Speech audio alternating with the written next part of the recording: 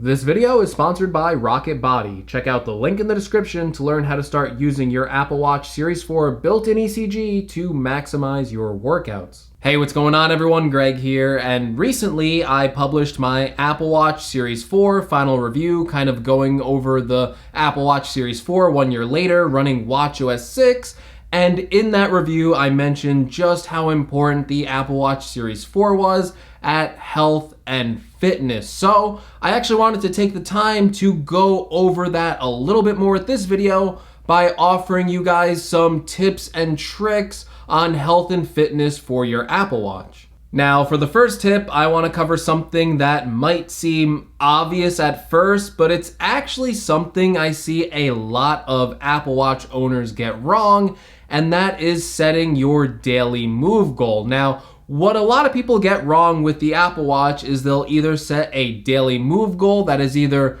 too low or too high.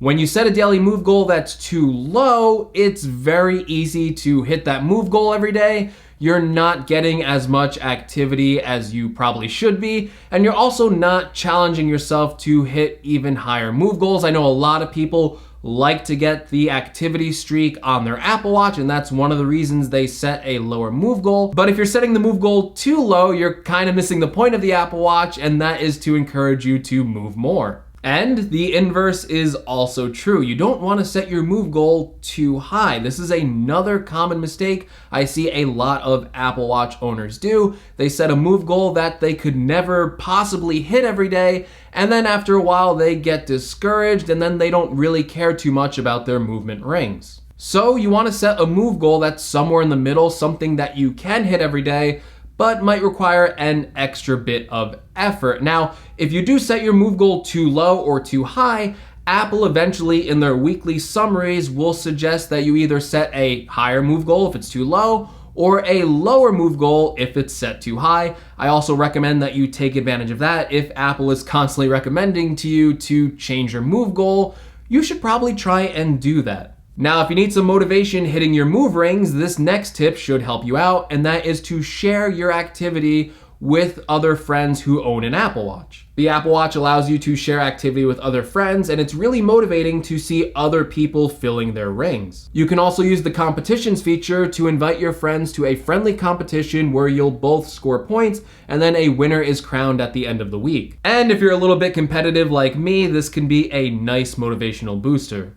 Another great way to stay motivated and to challenge yourself is to make sure you're participating in Apple's award system. Apple does a good job of giving you different types of awards and medals to earn.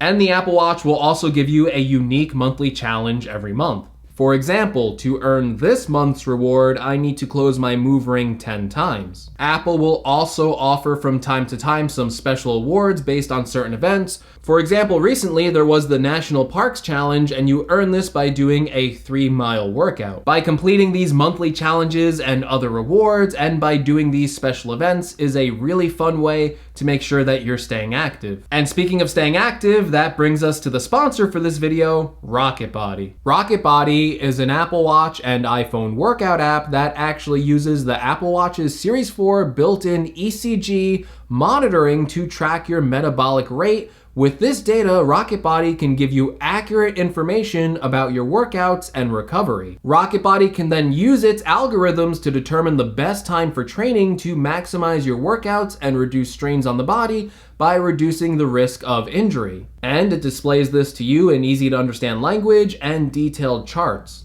RocketBody can also set personal workout plans depending on your schedule. RocketBody provides high-quality control over body condition during a training session and throughout the entire day, and determines your readiness and recovery through the ECG. Also, RocketBody will launch ProductHunt on September 5th, so be sure to leave a review there. And you can start your personalized ECG workout sessions with RocketBody today by using the link in the description for a free 14-day trial. And thank you to RocketBody for sponsoring this video. Now, speaking of the ECG on the Apple Watch Series 4, this is also another great tip. So if you have an Apple Watch Series 4 with that electrocardiogram built in, I would like to remind you to maybe try using that feature once a month. So of course the ECG can detect things like atrial fibrillation, but it can also give you a much more accurate heart rate reading. In fact, even if you just go into the regular heart rate app and put your finger on the ECG, it will give you a faster and more accurate reading even if you're not using the full ECG app. In the ECG app itself, it can also alert you to other things besides atrial fibrillation, and one of those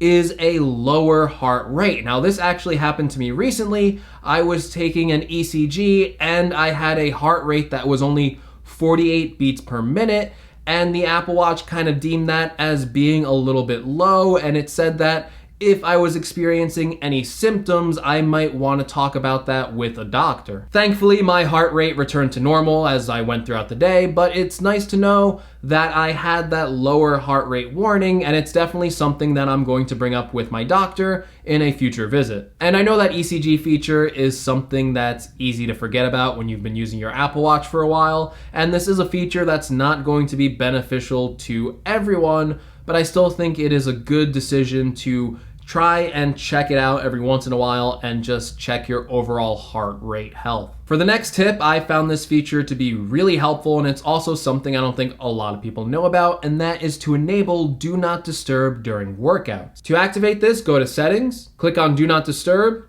and then click on Workout Do Not Disturb. You can also find this setting in the Apple Watch app on your iPhone by going to General, hitting Do Not Disturb, and then hitting Workout Do Not Disturb. And what I like about this feature is that it automatically enables Do Not Disturb when you are doing a workout, and then when you finish your workout, it ends Do Not Disturb automatically as well. I find this to be really good when I'm working out. So for example, if I'm going out for a run, when I didn't enable this feature because I have a cellular Series 4 Apple Watch, I would constantly get things like Twitter notifications, message notifications, and it would definitely disturb me. I would definitely glance down at my watch. It would kind of throw off my pace a little bit.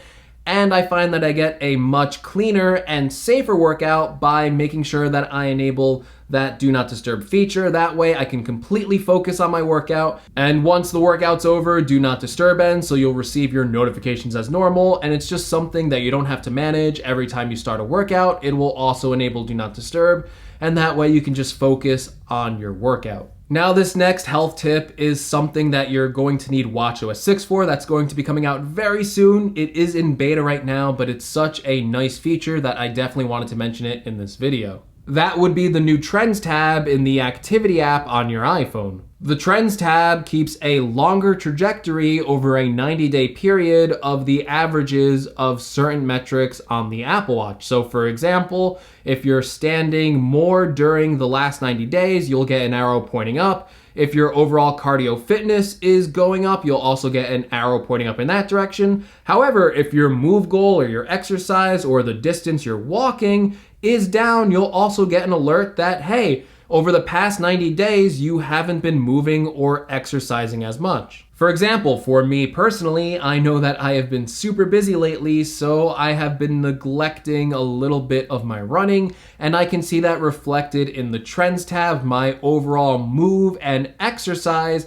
has been down for the past 90 days, so that is something that previously on my Apple Watch, I could only really see the daily activity, and I might not go back and look at other months' reports. With the Trends tab, I know that over a longer period of time, I am actually going downwards, and that is something that needs fixing. Overall, I like the Trends tab, so you get that data of your activity over a longer period of time. And finally, the last tip I want to mention for this health and fitness edition of Apple Watch tips is to make sure that you are using some form of calorie and nutrition tracker. There are great apps in the App Store like MyFitnessPal or LifeSum that let you enter the food you eat. Most of these apps tell you how many calories you can eat to either maintain your weight, or you can set goals to lose or gain weight, and you can also see your nutrition macros to make sure you're hitting your protein, fiber, or vitamin goals. And if you are trying to lose weight, one of the best things you can do besides making sure you're getting activity